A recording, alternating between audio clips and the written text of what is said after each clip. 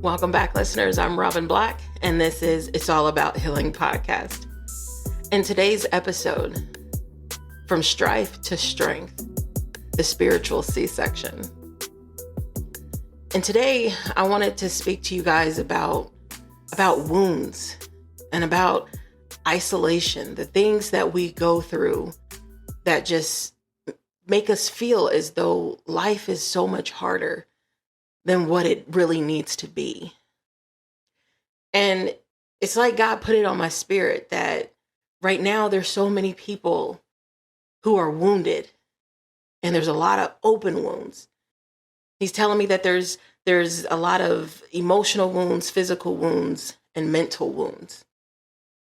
And the first thing about wounds is we have to cleanse them. We have to cleanse them with peroxide or something that actually cleans the wound. But right now it seems like there's a lot of people who are trying to just bandage those wounds, just completely skip the cleansing process and just bandage them. Meaning there seems to be quite a few who are probably, I don't know, being hurt physically, emotionally, or mentally, and you're staying in the very place around the very people who are causing those wounds.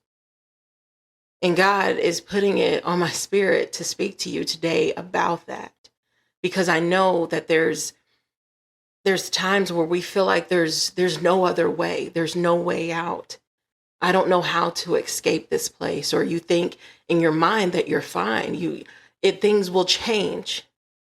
They will just change. But the thing is things won't change unless we are the ones that cause that change. A lot of times we resist the change when we think that we are, or sometimes we try to change things when we're really not ready to change. And I know that can kind of get confusing, but many of us have a story. Many of us go through the same storms, but we will still come out with a different testimony. Because again, testimonies are like fingerprints, right? Everyone's going to have a different one. And I remember myself, the storms that I went through.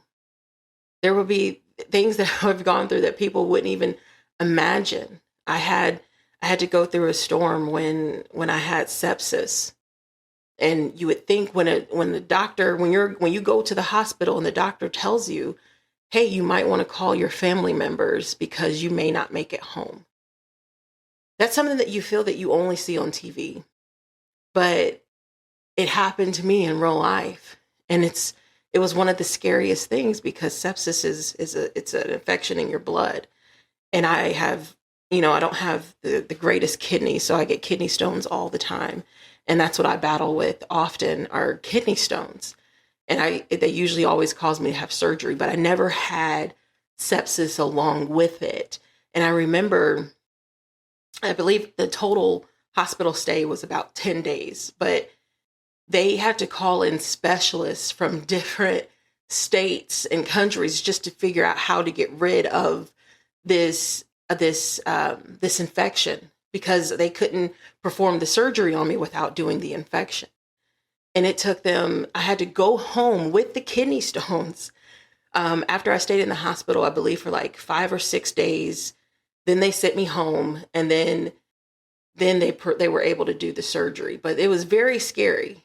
And I had to go through that. I had to go through so much turmoil at work. I had to go through what I was going through at my house last year? Last year, it's like God told me to quit my job.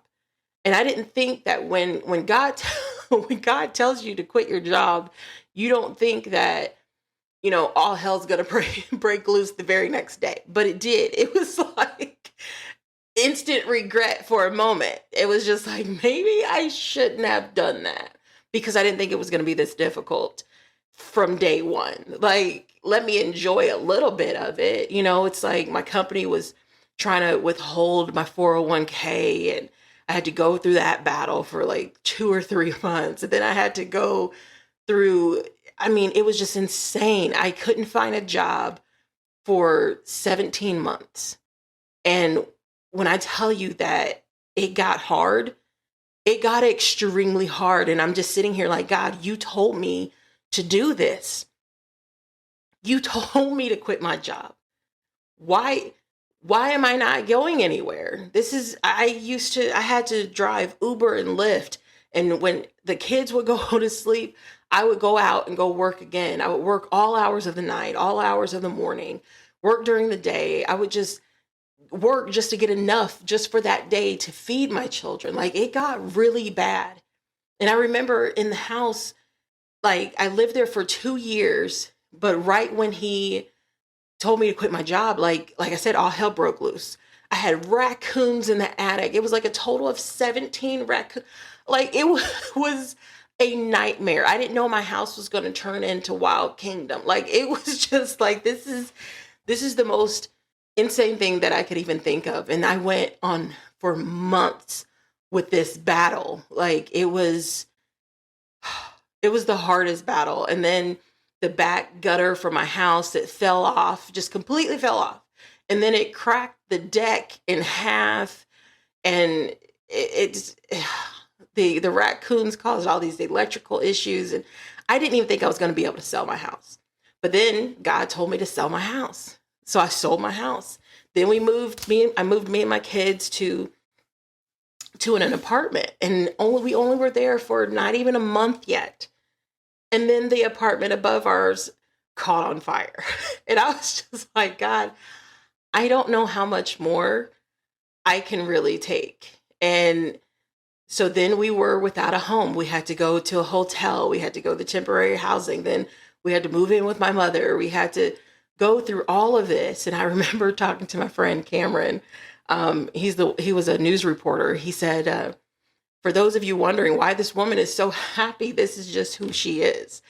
And, I'm human, obviously. I have my days where I'm breaking down, obviously, but I had to be strong for my children. We try so hard to put on this armor of perfection and I got to be strong for them. I got to do this. I got to do that. I got to always come out here and do this. But it's really the God in me that's getting me through this, because I had my time when I cried so hard because I was begging God, because my heart was so broken from a relationship. How, I don't know.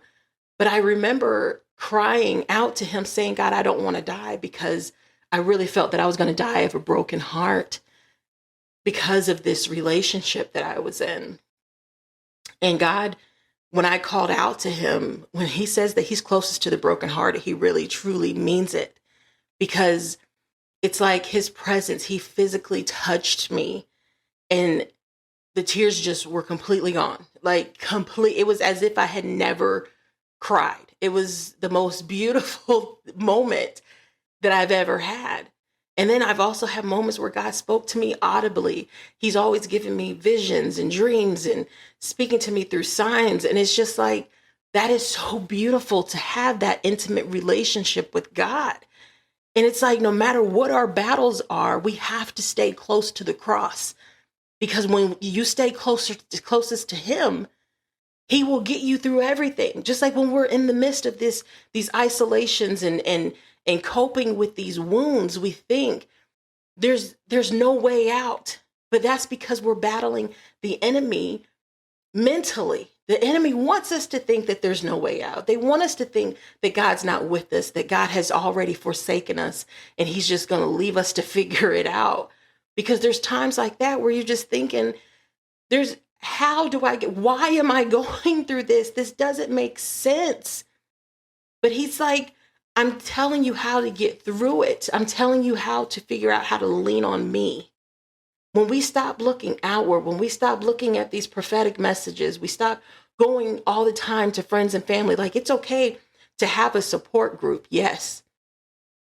But sometimes in the midst of these support groups, they also cause distractions, right? They'll sometimes cause you to veer down the wrong path that God never wanted you to go down.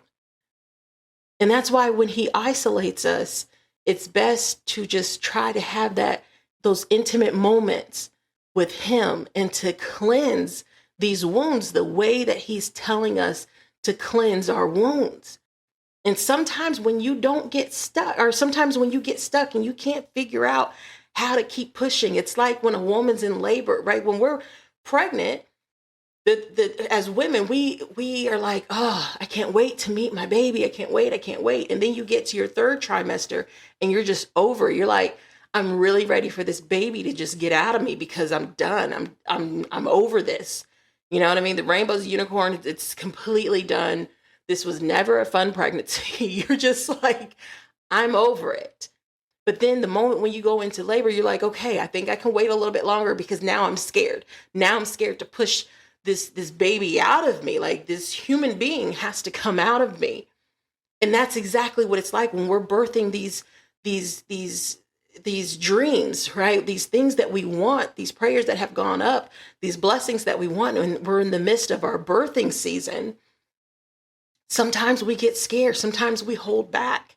Or again, like if you're in a situation where someone's hurting you, you pull back because you're afraid something scares you. You say, well, now I'm scared to leave.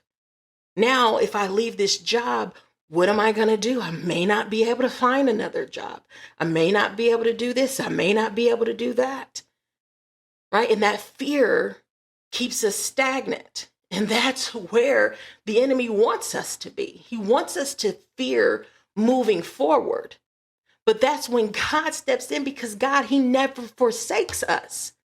So when God steps in with that spiritual C-section, he says, hey, you can no longer push. Let me go ahead and do this emergency C-section, because I'm telling you, now is the time to birth what it is that you're trying to make it out of.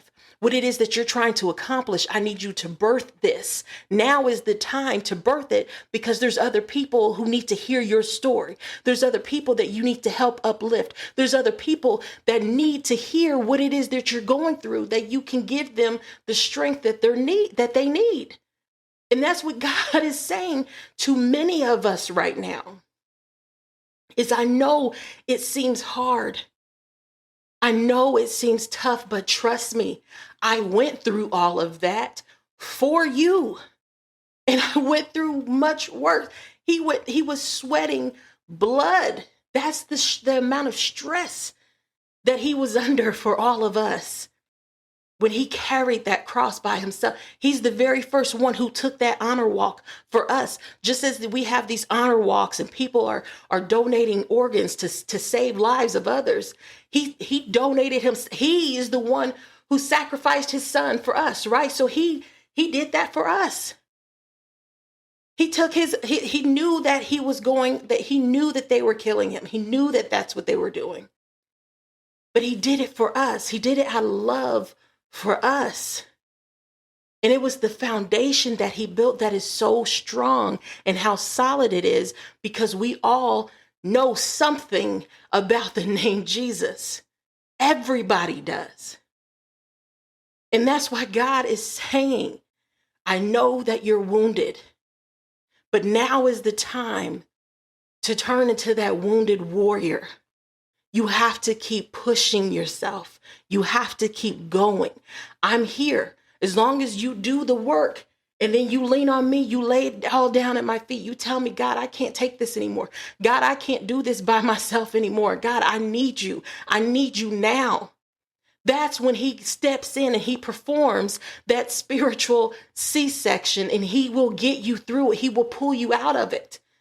We hear this term breakthrough and we think to ourselves, oh, it's going to be easy. There's just going to be this large amount of money that just supernaturally ends up in my bank account. For some people, it may, right? It's just going to be some stranger that's going to just hand me a car. Some people, that might happen.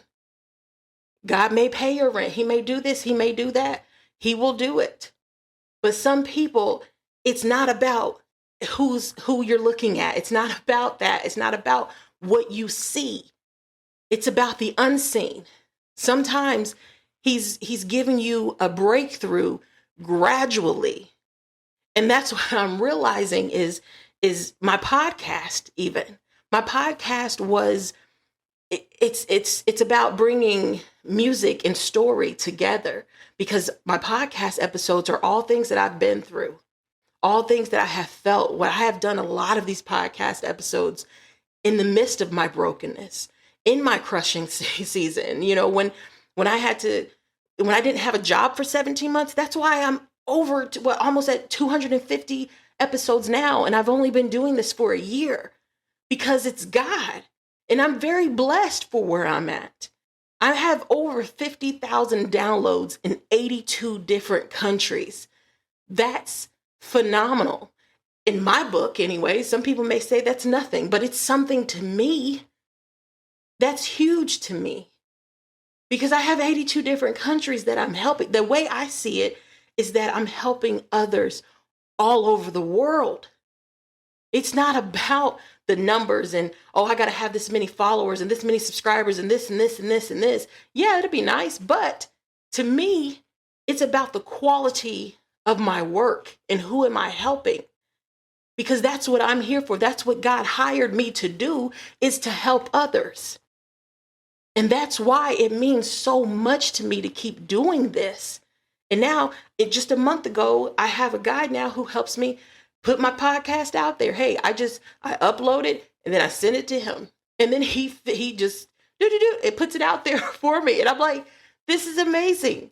This is so much weight lifted off my shoulders because now I can just focus on putting the word out there. And I never in a million years thought that I would be able to have the opportunity to do that. But God is gradually putting me in the midst of this breakthrough. I'm still here, I'm still going, and I'm still prospering. And that's what it's about. It's about the prosperity that you're building. It's about the relationships that you're building, these destiny helpers that are coming into my life that are helping me. And they're here for me and what I give to others. I have more interview bookings that like my calendar is full and it's beautiful. And people that I speak to in the midst of these podcast interviews, they say, I just love how you interview. I make them feel good. I make them feel good about themselves. I uplift them. It's the energy. It's the God in me because, again, this is all the things that I say and everything. It's God. God, all the glory goes to him. This is nothing but him. These words that I'm saying, what I'm saying to you right now, what I'm saying in the midst of my podcast, in the middle of all my podcasts, the poetry, the spoken word, all that is God. I am his vessel. He is using me to speak through. It's his light that shines through me to help others. And I love what he does and what he's doing with me. And I am very blessed and highly favored. The fact that he chose me. And that's where we all have to get to a point, is being proud, being happy for who you are and refusing to be anyone else. It's not about pretending. It's about, I'm not out here trying to boast and be conceited or anything like that. It's like, no, I'm confident, but I'm also speaking with humility. And I know who I am now because I went from strife to strength. And I see it now. And I see when I go back and I listen to my podcast, I see how I grew through my podcast. I see how I evolved and how I'm still evolving. And I love it. I am so blessed at what God is doing. And so many more of you. It's just whatever battle you're going through, just keep close to that cross because he's right there waiting for you. And he wants so many of you to just come home, just come to him, open up your hearts and let him in because he's right there waiting for you. Again, I'm Robin Black. This is It's All About Healing podcast. Be sure to book your one-on-one coaching session or even sign up for a group session. Go to www.it'sallabouthealingpodcast.com or give me a call, 317-409-3099. Wherever you are in the world, good afternoon, good morning, and good night. I don't know why I said that out of order, but whatever. So everyone, stay blessed.